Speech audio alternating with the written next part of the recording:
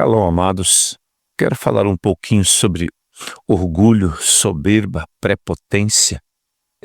O inimigo das nossas vidas, ele tem uma habilidade de adentrar nos sentimentos para que o coração de alguém se eleve por causa do que ele conquistou, do que ele tem ou do que ele aprendeu.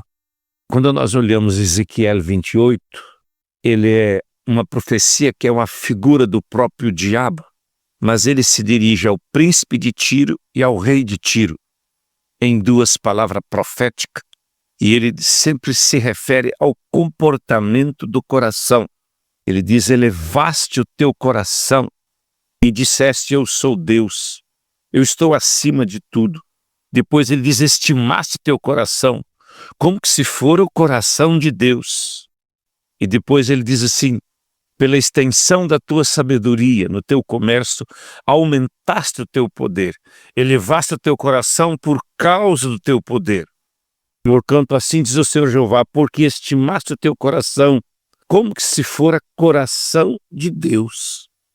E depois, quando ele continua a profecia, agora falando sobre o rei de Tiro, essa primeira palavra foi sobre o príncipe de Tiro, ele diz: tu és como aferidor de medida, em sabedoria, cheio de sabedoria e de perfeição e de formosura.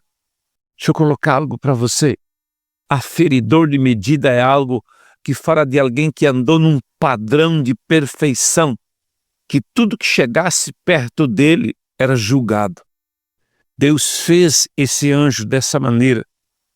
Lá no versículo 14 diz: tu eras querubim ungido para proteger. No Monte Santo te estabeleci, ali tu estava no meio das pedras afogueadas. Perfeito era em teus caminhos desde o dia que foste criado, até que se achou iniquidade em ti. E é um pouco dessa iniquidade que eu queria falar.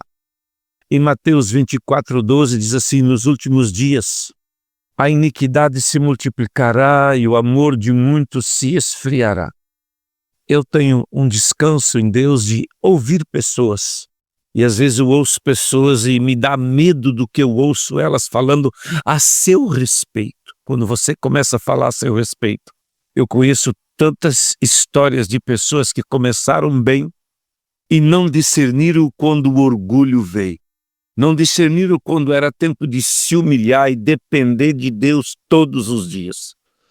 Queria falar contigo, por mais que você tenha bens, sabedoria, entendimento, e por mais que você tenha unção para ficar se gabando da sua unção, quando você deixar de depender dele, e a honra não for toda dele, a glória não for de Jesus, a honra não for desse nome, que é sobre todo nome que está no céu, na terra e debaixo da terra, talvez já começou a queda a acontecer. Tome um cuidado, porque o inimigo tem uma sutileza de colocar nos sentimentos de alguém que ele é um aferidor de medida, ele é perfeito. E perfeito é Jesus. E nós dependemos da graça, do favor, da misericórdia, da bondade, da longanimidade, da benignidade. Todos os dias nós dependemos dele. Todos os dias nós dependemos da graça para continuar. E todos os dias nós precisamos reconhecer a nossa carência e a nossa dependência dele para continuar vivo aqui, para continuar firme na batalha. Somos sujeitos a erro, sujeitos à fraqueza, e às vezes nós vemos que a soberba tem iludido uns homens, iludido umas mulheres. Quando alguém manifesta escândalo e sujeira na vida dele, provavelmente a sutileza da soberba tinha entrado no coração dele e agora ele não dependia mais de ninguém.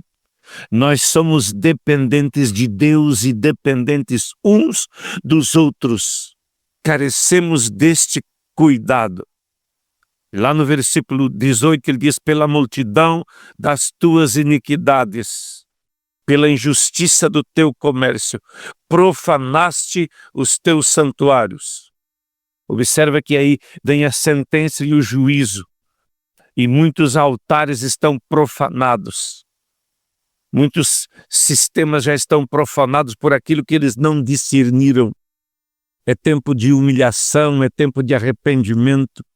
Grande parte disso que está acontecendo na nossa nação faz parte da soberba e da arrogância, não dos que estão no poder, daqueles que não caminharam em humilhação e arrependimento. É tempo de nós clamarmos a Deus, nós dependemos de Deus para tudo aquilo que vai ser feito e que está sendo feito. Que um manto de aquebrantamento, humilhação e arrependimento e reconhecimento de que nós sem Ele não somos nada, o tempo todo dependendo do Espírito Santo, da graça e do favor de Deus.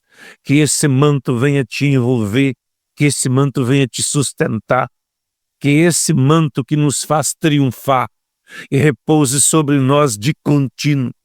É o mesmo manto de você continuar sendo servo, sempre ser servo do seu irmão, servo daquele que necessita de ser servido. Deus te abençoe em nome de Jesus.